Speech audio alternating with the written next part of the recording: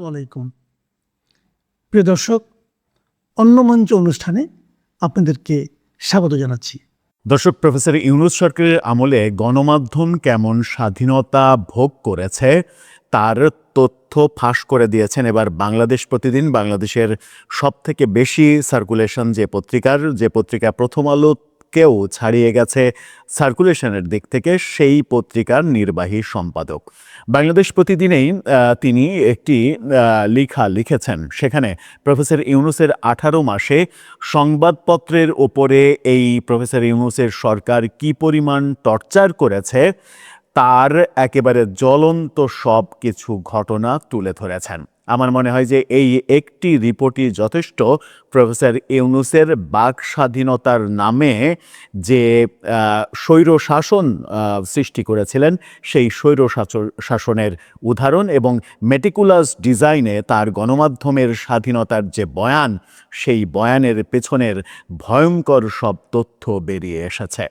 এই তথ্য বের হয়ে আসার পরে আপনার নিজেরই মাথা ঘুরে যাবে যে প্রফেসর ইউনূস এবং তার যে প্রেস উইংয়ের গং, এই গংরা প্রতিনিয়ত সংবাদ মাধ্যমের স্বাধীনতা, কথা বলার স্বাধীনতা, বাক স্বাধীনতা, এই ধরনের ফতোয়া যে দিয়ে গেছে সেগুলো যে মিথ্যা সেটা প্রমাণ করে দিলেন বাংলাদেশ প্রতিবেদনের নির্বাহী সম্পাদক মঞ্জুরুল ইসলাম। বাংলাদেশ প্রতিবেদনে যে প্রতিবেদন লিখেছেন, যে লেখা লিখেছেন, এর পরে আমার মনে হয় যে কেউ যদি মনে করে প্রফেসর ইউনূসের সরকারকে কাঠগড়ায় দাঁড় করাবে, তাহলে সেটাও হয়তো কোনো একদিন সম্ভব হতে পারে। চলুন একটু মেটিকুলাস ডিজাইনে প্রফেসর ইউনূসের বাক স্বাধীনতার জ্বলন্ত প্রমাণটা একটু দেখে আসি।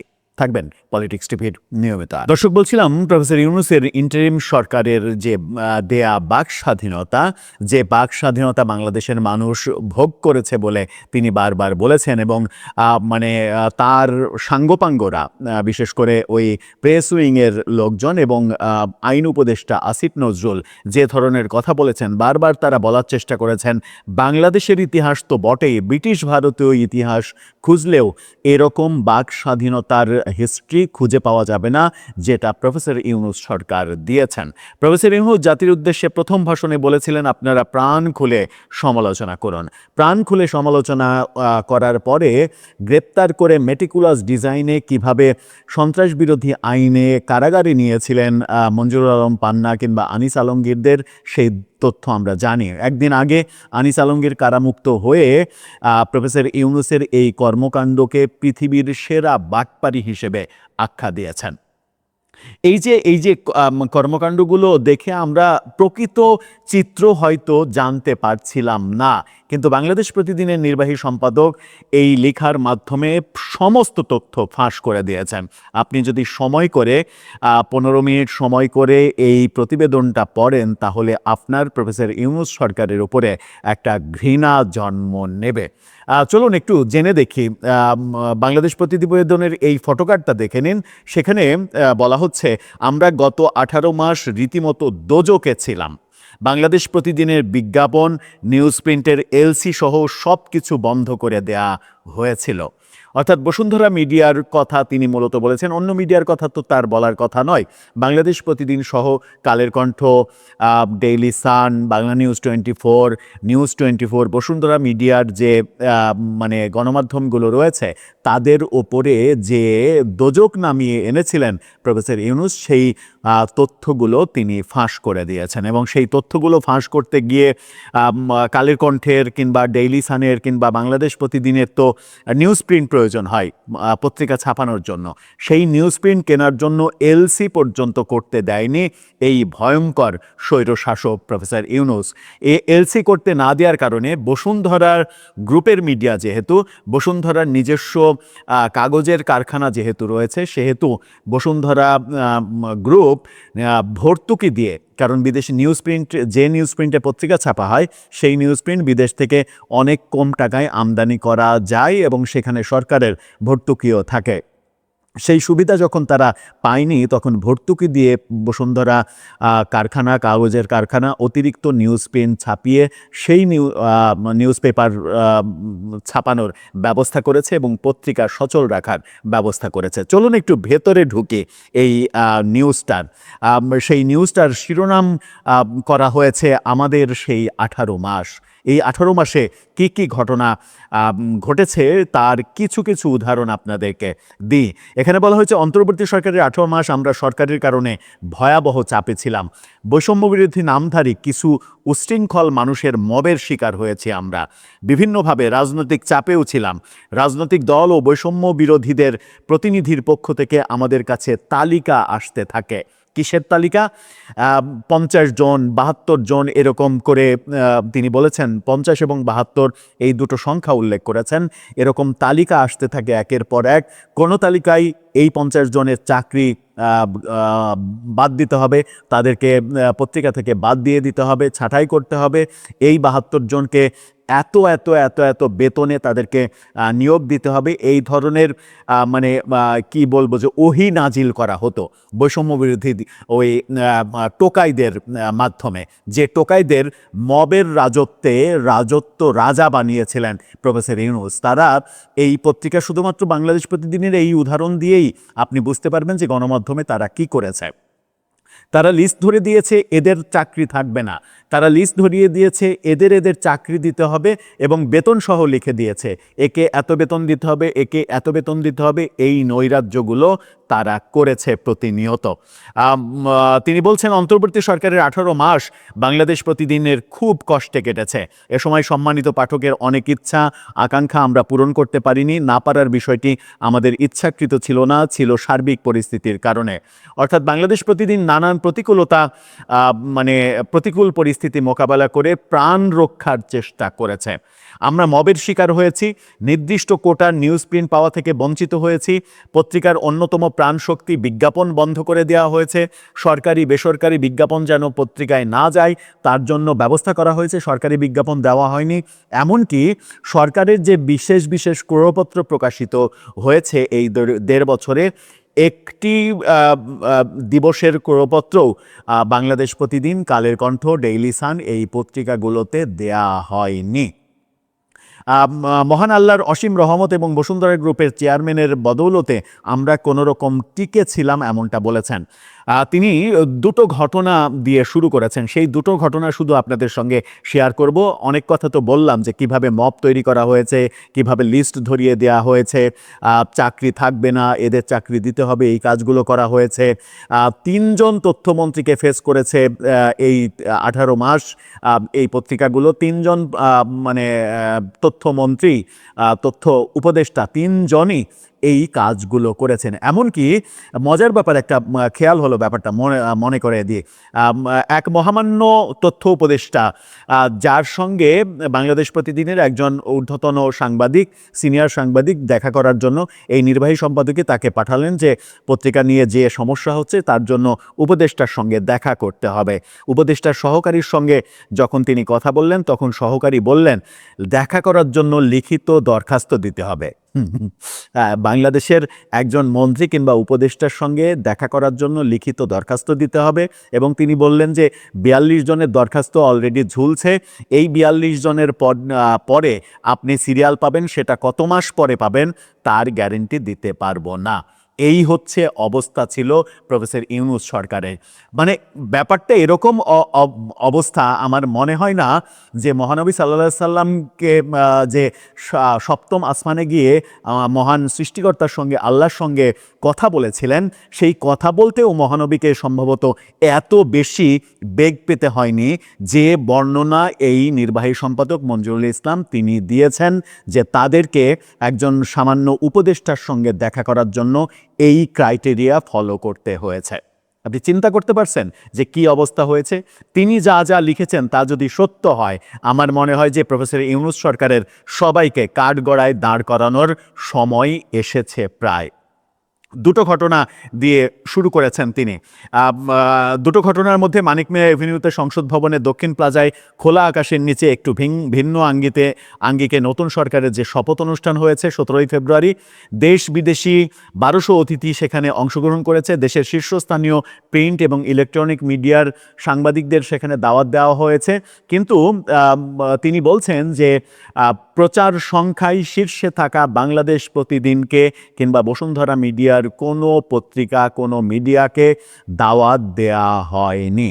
আপনি চিন্তা করতে পারছেন যে বাংলাদেশে একটা এত বড় আয়োজন হচ্ছে, সেখানে সাংবাদিকদের দাওয়াত দেওয়ার যে প্রসঙ্গটা আসে, সেখানে প্রচার সংখ্যায় শীর্ষে বাংলাদেশ প্রতিদিন অবস্থান করছে, তাদেরকে এই অনুষ্ঠানে দাওয়াত দেয়া হয়নি।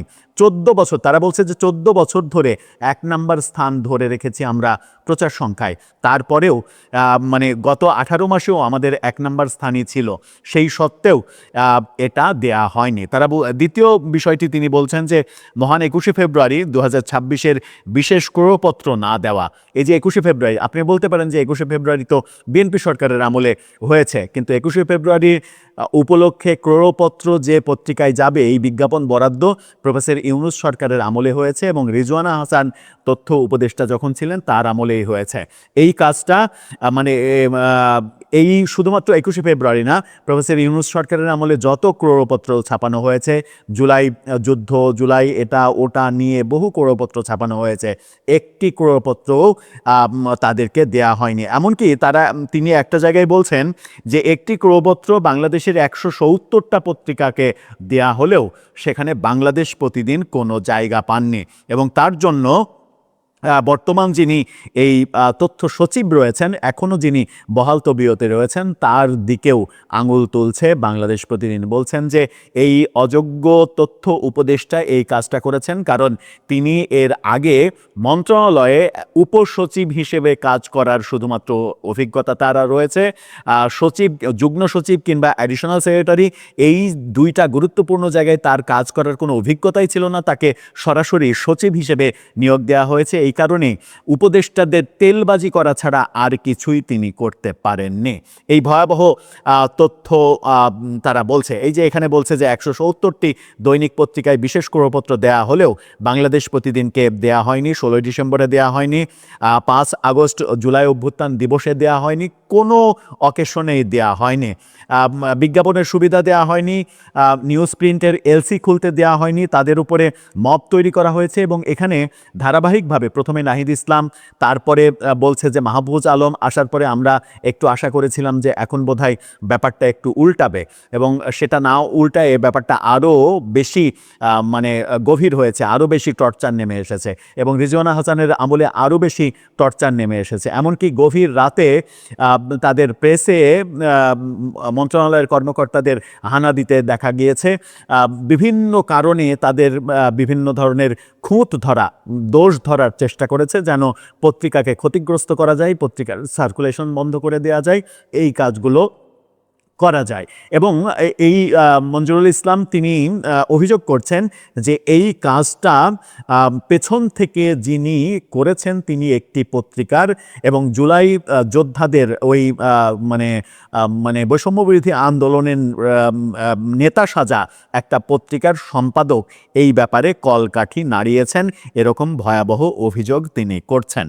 সেই পত্রিকা কোন পত্রিকা, সেই পত্রিকার সম্পাদকের নাম কি, সেই পত্রিকার সম্পাদক বিপ্লবী সরকার গঠন করে দেশের সরকার প্রধান হওয়ার যে মেটিকুলাস ডিজাইন আরেকটা করেছিলেন, যেটা হাদির জানাজার দিনে ছড়িয়ে গিয়েছিল যে বিপ্লবী সরকার আসছে, ওই পত্রিকার সম্পাদকের নেতৃত্বে, এগুলো খুব সহজেই আমরা বুঝতে পারি যে কি হয়েছে। এবং এই যে ঘটনাগুলো ঘটেছে, মানে এই সরকারের টর্চার তো রয়েছে, আবার মব কালচার, মবের কথা বলেছে যে প্রতিনিয়ত মব করা হয়েছে, কিন্তু আমরা কোনো কিছুর সঙ্গে কম্প্রোমাইজ করিনি। এই কথাও তিনি বলছেন। আমাদেরকে প্রতিনিয়ত বাধ্য করতে চেয়েছে, এর চাকরি থাকবে না, একে একে বের করে দাও, কিন্তু আমরা কোনো সাংবাদিককে চাকরিচ্যুত করিনি, সেই কথা তিনি দাবি করছেন। আমি জানি না সেটা সেই তথ্যটা সত্য কিনা যে চাকরিচ্যুত করেছেন কি করেননি। আমরা দেখেছি কালের কণ্ঠ, বাংলাদেশ প্রতিদিনের শীর্ষ জায়গায় বেশ কিছু পরিবর্তন হয়েছে সরকার পতনের পরে। সেই পরিবর্তনগুলো তারা একা একা করেছে নাকি চাপে পড়ে করেছে সেই ব্যাপারে তিনি কিছু লেখেননি, কিন্তু এটা লিখেছেন যে প্রতিনিয়ত সরকারের টর্চার, এলসি করতে না দেওয়া, বিজ্ঞাপন না দেওয়া, সরকার নানাভাবে দর্শক অন্য সরকারকে দোষারোপ করে, বিশেষ করে শেখ হাসিনা সরকারকে দোষারোপ করে প্রফেসর ইউনূস সরকারের আমলে যে লুটপাট দুর্নীতির একটা মহোৎসব শুরু হয়েছিল, সেই দুর্নীতির মহোৎসবের আরেকটা উদাহরণ বেরিয়ে এসেছে এবারের জাতীয় সংসদ থেকে। জাতীয় সংসদের প্রথম অধিবেশনের প্রথম দিনে ব্যারিস্টার আরমান যুদ্ধাপরাধের অভিযোগে অভিযুক্ত, মৃত্যুদণ্ডে দণ্ডিত জামাত নেতা মীর কাসেমের ছেলে ব্যারিস্টার আরমান, যাকে বহুলভাবে মোস্তফা সরোয়ার ফারুকী প্রচার করেছিলেন, তাকে অনেক দিন বহু বছর গুম করে রাখা হয়েছিল। সেই ব্যারিস্টার আরমান হেডফোন নিয়ে সংসদ সদস্যদের যে মানে বড় হেডফোন দেয়া হয়েছে সবার জন্য, সেই হেডফোনের কোয়ালিটি নিয়ে ফেসবুকে পোস্ট দিয়েছিলেন এবং প্রচণ্ড সমালোচনা করেছিলেন। খুবই বাজে মানের হেডফোন, মানে কান মাথা ধরে যায়, মানে অসুস্থ হয়ে যেতে হয়, ঠিকভাবে কিছু শোনা যায় না, এত নিম্নমানের হেডফোন সংসদের মতো এত বড় একটা জায়গায় কিভাবে যায় সেই কথা বলেছিলেন। এবার জামাতেরই আরেকজন সংসদ সদস্য শাহজাহান চৌধুরী, যিনি অনেক বিতর্কিত একজন চরিত্র, যিনি কিনা এমন কথাও বলেছেন যে আমি বললে সূর্য থেমে যায়, এরকম বিতর্কিত কথা, বহু বিতর্কিত কথা এই চট্টগ্রামের নেতা বলেছেন। এবার তিনি ওই হেডফোন নিয়ে সংসদে দাঁড়িয়ে কথা বললেন এবং এটা নিয়ে যে দুর্নীতি হয়েছে, মানে দুর্নীতিবাজরা যে এই প্রজেক্টটাকে খাওয়ার প্রজেক্ট হিসেবে ব্যবহার করেছে, সেই মেটিকুলাস ব্যাপারটা সংসদে দাঁড়িয়ে বলে দিলেন। প্রফেসর ইউনূসের আমলে তাহলে হয়নিটা কি? একমাত্র যেটা হয়নি সেটা হচ্ছে যে ভালো বাণী বলেছেন শুধু, কিন্তু ভালো কর্মটা হয়নি। বর্বর থেকে সভ্যতায় আসার কথা বলেছেন শুধু, কিন্তু আদতে সভ্যতা থেকে বর্বর জাতিতে পরিণত করেছেন এই জাতিকে, যে জাতিটাকে তিনি মবের জাতি হিসেবে প্রতিষ্ঠিত করেছেন। চলুন একটু জেনে দেখি এই শাহজাহান চৌধুরী হেডফোন নিয়ে কি বলছেন। প্রফেসর ইউনূসের মেটিকুলাস দুর্নীতির ইতিহাস আবার সংসদ থেকে কিভাবে বেরিয়ে এলো। থাকবেন পলিটিক্স টিভির নিয়মিত আয়োজন। দর্শক, বলছিলাম সংসদ সদস্যদের জন্য সংসদে যে হেডফোন দেয়া হয়েছে, এই যে মোটামুটি ধরে নেওয়া যায় যে 400 হেডফোন তো দেয়া হয়েছে। আমি জানি না যে অতিথিদের জন্যও হেডফোন দেয়া হয়েছে কিনা। তবে সংসদ সদস্যদের জন্য হেডফোন দেওয়া হয়েছে 300 জন সংসদ সদস্য, সাথে 50 জন মহিলা, সংরক্ষিত মহিলা আসনের তারা থাকবেন, স্পিকার সহ অন্যান্য কর্মকর্তারা, সব মিলিয়ে 400 হেডফোন তো দেয়া হয়েছে। তো এই 400 হেডফোনের প্রজেক্ট তো বেশ ভালো টাকার প্রজেক্ট। এখন এই হেডফোন নিয়ে এই কথাও এসেছে যে একটা ব্র্যান্ডের নাম হেডফোনে লেখা রয়েছে। আমি সেই ব্র্যান্ডের কথাটা বলে সেই ব্র্যান্ডের বিজ্ঞাপন করতে চাই না, কিন্তু সামাজিক যোগাযোগ মাধ্যমে দাবি উঠেছে সে জিঞ্জিরা থেকে তৈরি করা সেই মানে ব্র্যান্ডের স্টিকার লাগানো হেডফোন এই সংসদে সাপ্লাই করা হয়েছে দামি ব্র্যান্ডের হেডফোন বলে। এবার শাহজাহান চৌধুরী যেটা বলছেন, ইত্তেফাকের শিরোনামটা দেখে নিন, সেখানে বলছে হেডফোন নিয়ে শাহজাহান চৌধুরী, লুটপাট বাহিনীরা খাওয়ার জন্য এত বড় বোঝার ব্যবস্থা করেছেন। অর্থাৎ এই যে এত বড় হেডফোনটা, সেটাকে একটা বোঝা বলছেন এবং বলছেন যে লুটপাটকারীরা খাওয়ার জন্য এই ব্যবস্থা করেছেন। এই লুটপাটকারী কারা? আপনাদেরই তো স্নেহধন্য কিংবা শ্রদ্ধাধন্য, আশীর্বাদধন্য প্রফেসর ইউনূস সরকার, যে সরকারের সব থেকে কাছে অবস্থান করছিলেন আপনারা রাজনৈতিক দল হিসেবে, এবং অনেকে বলতেন যে প্রফেসর ইউনূস সরকার মূলত চালাই হচ্ছে জামাত এবং এনসিপি। সেই সরকারই মানে এই সংসদের ব্যাপারগুলো যেগুলো করেছে সেগুলো তো তারাই করেছে, কারণ বিএনপি তো মানে সরকার গঠন করার পরে নিশ্চয়ই সংসদের এই ব্যাপারগুলো দেখভাল করার সময় পায়নি সংসদে বসার আগে। আমরা দেখেছি যে ওই 2024-এর 5 আগস্ট সেদিন সংসদ ভবনও আক্রমণ করা হয়েছিল। সংসদ ভবনে প্রচুর লুটপাট করা হয়েছে। সেখানে সংসদ ভবনের এমনকি বিভিন্ন জায়গায় বিভিন্ন কক্ষে ড্রয়ারে টাকা ছিল, সেই টাকা পর্যন্ত লুটপাট করা হয়েছে। সংসদ ভবনের অনেক কিছু লুটপাট করা হয়েছে। সংসদ সদস্যদের চেয়ারের উপরে দাঁড়িয়ে সিগারেট খাওয়া হয়েছে। অনেক কিছু আমরা দেখেছি। সেই মানে শেখ হাসিনার বর্বরতা থেকে সভ্যতায় আসার পরে এই দৃশ্যগুলো আমরা দেখেছিলাম। সেদিন সংসদ ভবনের সমস্ত হেডফোনও চুরি হয়েছিল কিনা আমি জানি না, তবে যে হেডফোন দেয়া হয়েছে তার মান যে সত্যিই খারাপ এবার বোঝা যাচ্ছে। এবং এটার মাধ্যমে লুটপাটকারীরা লুটপাট করেছে সেই অভিযোগ যখন জামাতের এমপিরা করেন তখন সেটাকে গুরুত্ব দিতেই হয়। কি বলছেন তিনি? জাতীয় সংসদের অধিবেশন কক্ষে ব্যবহৃত সাউন্ড সিস্টেম ও হেডফোনের মান নিয়ে অসন্তোষ প্রকাশ করেছেন শাহজাহান চৌধুরী। তিনি হেডফোনের আকার নিয়ে ব্যঙ্গ করে বলেন, এখন এত বড় বোঝা এটা মনে হয় একটা বাজেট করেছিল আর ওখান থেকে লুটপাট বাহিনীরা একটা বিল করে খাওয়ার জন্য এই ব্যবস্থাটা করেছে।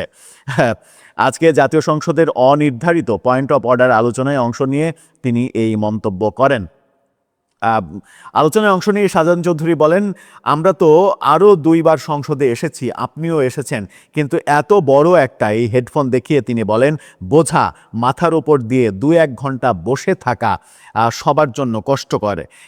এটা ছাড়া যাতে করে একটা সাউন্ড হয়, 1991 সালে সংসদে এটা ছাড়াই সংসদ চালিয়েছি, 2001 সালেও 4 দলীয় সরকারের সময়ে এটা ছাড়াই হয়েছে। তিনি আরও বলেন হেডফোনের জন্য মনে হয় একটা বাজেট করেছিল, ওরা ওখান থেকে লুটপাট বাহিনীরা একটা বিল করে খাওয়ার জন্য এই ব্যবস্থা করেছে। সাউন্ড সিস্টেমটা সুন্দর করার জন্য একটা সাধারণ হেডফোন দিলেই আমরা শুনতে পাবো, কিন্তু এত বড় বোঝার দরকার নেই। হেডফোন ছাড়াও সংসদের সাউন্ড সিস্টেমটা আধুনিকায়ন করলে ভালো হবে। অর্থাৎ সংসদের যে নতুন সাউন্ড সিস্টেম লাগানো হয়েছে সেটাও বিশ্রী লেভেলের সাউন্ড সিস্টেম, এই অভিযোগ করা হয়েছে। এবং সংসদের প্রথম অধিবেশনের দিনে তো হান্নান মাসুদ এ দাবিও করে বসেছেন যে তারা তাদের সিটে বসে থেকে জাতীয় সঙ্গীত বাজানো হচ্ছিল, সেই জাতীয় সঙ্গীত তারা শুনতে পাননি। মানে মেটিকুলাস ব্যাপার। জাতীয় সঙ্গীত বাজছে, পতাকা উঠছে, সবাই উঠে দাঁড়াচ্ছেন, তবুও জাতীয় সঙ্গীত তারা শুনতে পাচ্ছেন না, বিএনপির সংসদ সদস্যরা শুনতে পাচ্ছেন। আমরা যদি তার কথাটাকেও আমলে নিই, তাও তো এই সাউন্ড সিস্টেমের দায় চলে যায় প্রফেসর ইউনূস সরকারের মেটিকুলাস ডিজাইনের দিকে। তাহলে প্রফেসর ইউনূস আসলে কি করেছেন, মানে কি সংস্কার করলেন? একমাত্র কি নিজের উন্নতির জন্যই সংস্কারগুলো করেছেন, যেখানে হাজার হাজার কোটি টাকার কর মওকুফ করা, গ্রামীণের একগাদা প্রতিষ্ঠানের লাইসেন্স নেওয়া, নিজের জন্য এসএসএফ নিরাপত্তা নিশ্চিত করা, ক্ষমতা ছাড়ার পরেও এই ব্যাপারগুলোই শুধু করেছেন, এই ব্যাপারগুলো করতেই ব্যস্ত ছিলেন। এবং ফয়েজ আহমেদ তোয়েবকে দিয়ে তার প্রতিষ্ঠানের 14 গোষ্ঠী উদ্ধার করানো এবং ফয়েজরা যেন লুটে পুটে খেতে পারে সেই ব্যবস্থাটা মেটিকুলাস ডিজাইনে করা, এগুলোই কি তার কাজ ছিল? এই যে জাতীয় সংসদের সাউন্ড সিস্টেম নিয়ে এটা কে করেছে? এটা শেখ হাসিনা সরকার করেছে নাকি বিএনপি সরকার করেছে? এটা তো ইউনূস সরকারই করেছে। এই যে জুলাই জাদুঘর নিয়ে এত দুর্নীতির অভিযোগ উঠছে ওই তথাকথিত সাংস্কৃতিক ইমামের বিরুদ্ধে, এই ব্যাপারগুলো কেন হচ্ছে? অথচ আমরা প্রত্যাশা করেছিলাম একটা ভালো বাংলাদেশের, একটা নতুন রাজনৈতিক বন্দোবস্ত, একটা দুর্নীতিমুক্ত সমাজ। সেই প্রত্যাশা কি আমাদের পূরণ হয়েছে? পূরণ হলে এই হেডফোনের দুর্নীতি কে করল? দর্শক, আপনার কাছেও সেই প্রশ্ন, এই হেডফোনের দুর্নীতি কে করেছে? ফ্যাসিস্ট শেখ হাসিনা নাকি নতুন সরকার তারেক রহমান? আপনার মতামত জানিয়ে লিখতে পারেন আমাদের কমেন্ট বক্সে।